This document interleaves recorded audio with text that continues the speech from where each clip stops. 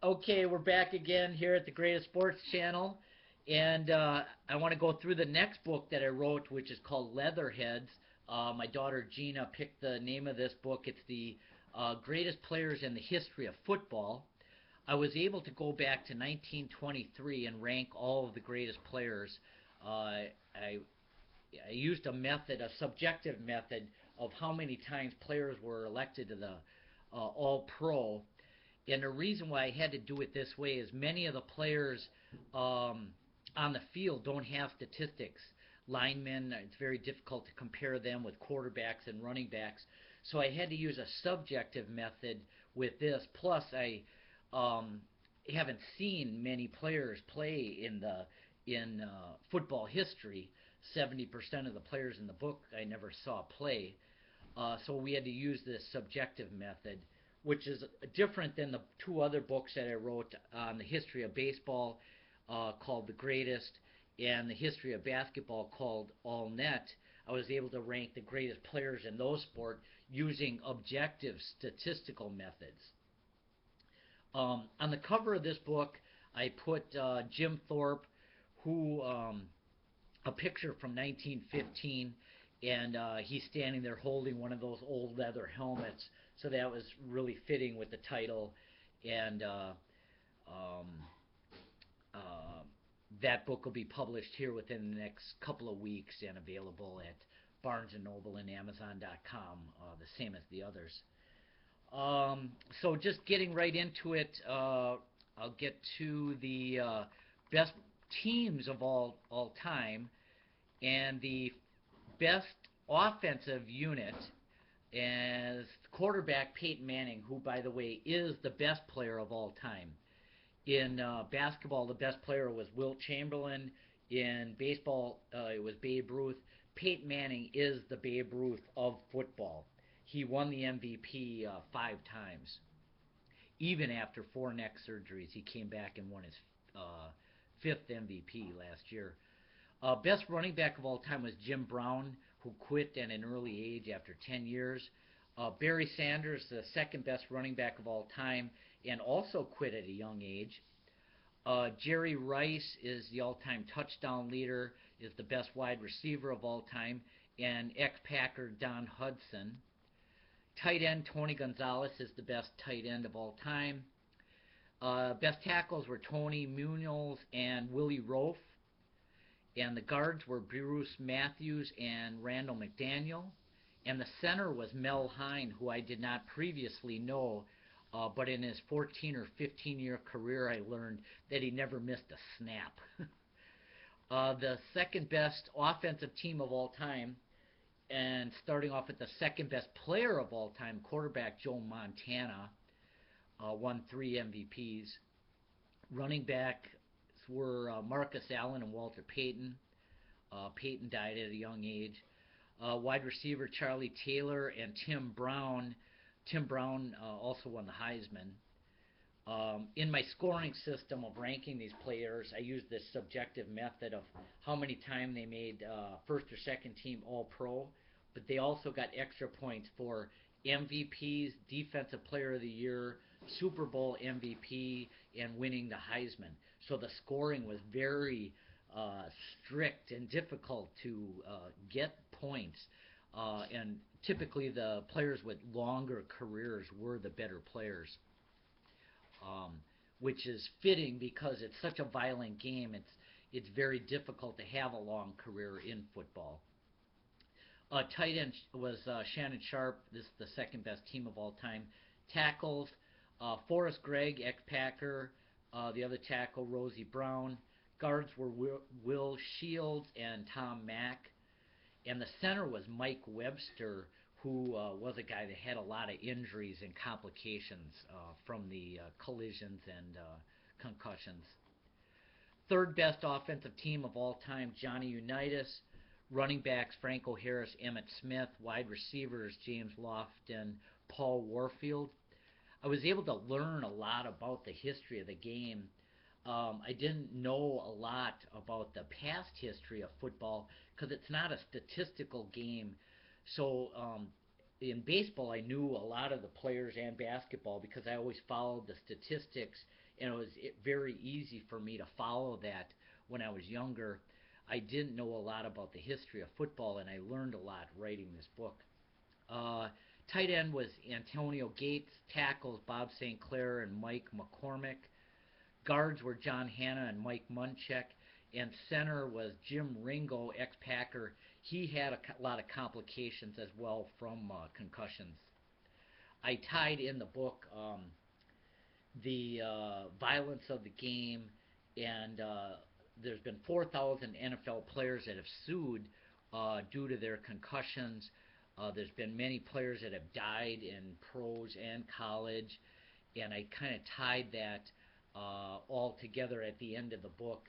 Um, that they're making a lot of changes to the sport to protect the players, and then also tied to Jim Thorpe, who I have on the cover, the treatment of amateur athletes.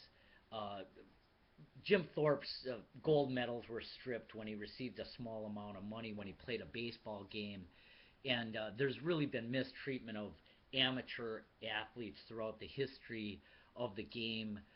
Many big universities make 50 to $100 million with their business, and they don't pay their employees. And I think over time that'll get changed and rectified.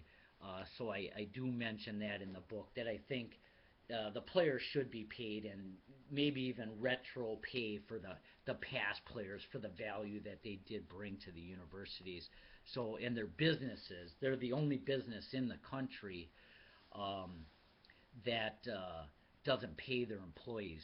So it'll be interesting to see how that develops now that these teams are getting unions, and there's a lot of talk about getting them paid. Let's see. The first best defensive team of all time, D ends were Reggie White, who is the third best player of all time, also died at a young age.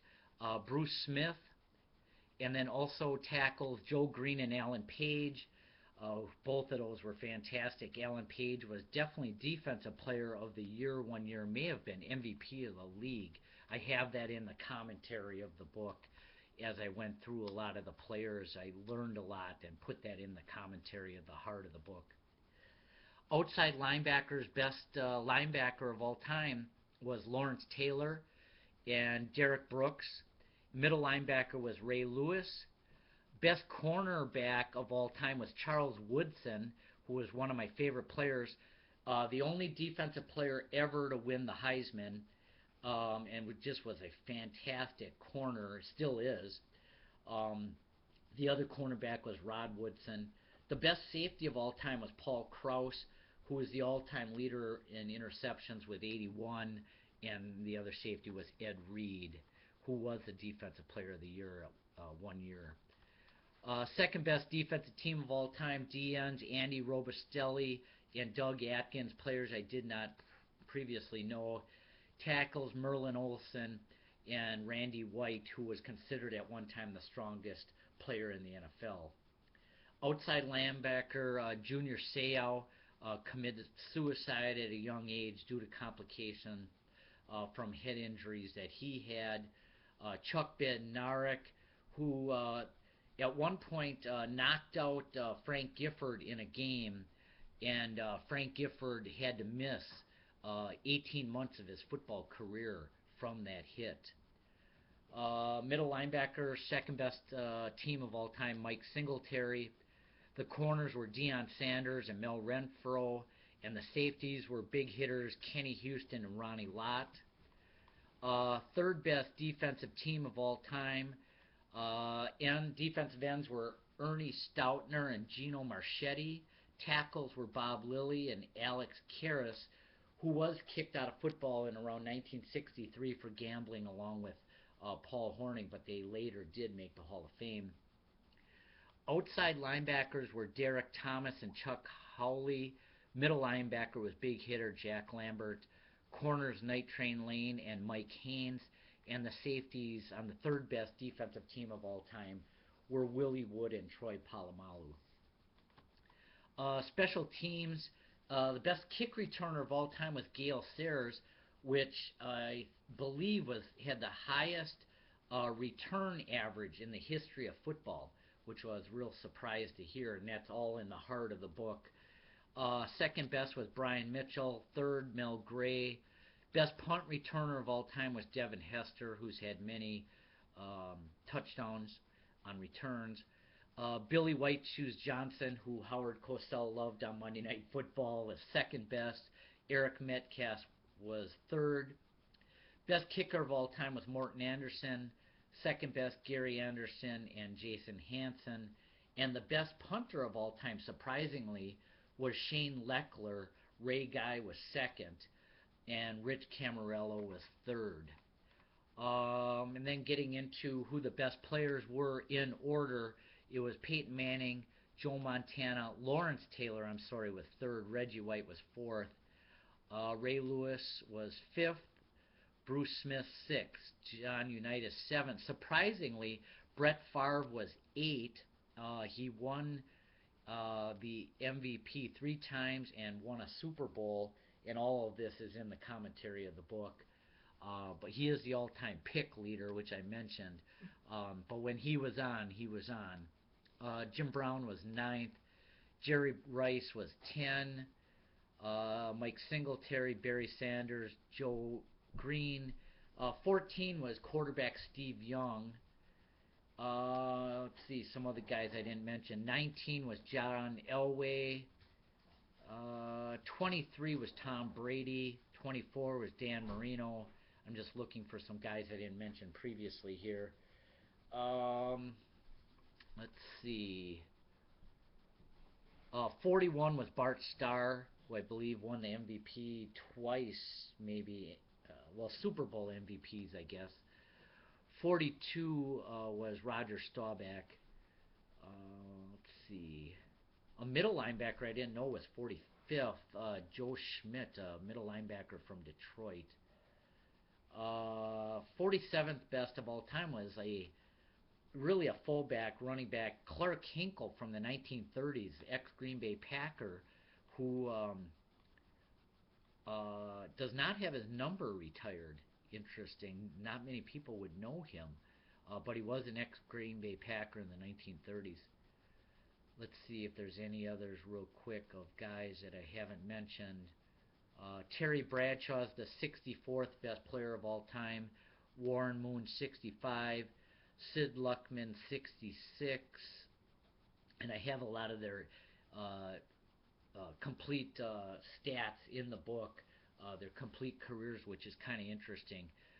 Unlike baseball and basketball, which I've seen a lot of statistics, in football I included a lot of their statistics for the quarterbacks and the running backs because I never really had seen that before, and it's kind of interesting to see those in print. Let's see, 70 was Harry Carson, a middle linebacker. 71 was O.J. Simpson, who, interesting, only had a few good years, did win the Heisman, had a couple of phenomenal years, and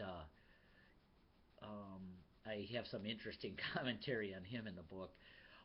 72 was Earl Campbell, a guy with a short career, just unbelievable the years that he had. He only played 9 years, so did O.J. Simpson. Sammy Baugh was 73. Let's see if there's any others here of interest. Let's see. 88, Marvin Harrison. 90, Terrell Owens. And I have a lot of commentary on these players. 94, Ron Yeri with a tackle. Let's see. I have Kurt Warner at 106. Troy Aikman at 107. Ted Hendricks at 108. So you can see it's very difficult to rank all of these players given their different positions. 109, Jack Ham. 111, Dick Butkus. Let's see, who else? Marshall Falk was 114. Adrian Peterson is 115. Jim Taylor at 117, Cortez Kennedy at 122, um, Too Mean Harvey Martin at 124, Deacon Jones at 125, and again, I have a lot of commentary in the book about them. So that's a quick introduction to the third book of the trilogy that I wrote, ranking the history of football, and again, I did the other ones, the basketball and the baseball.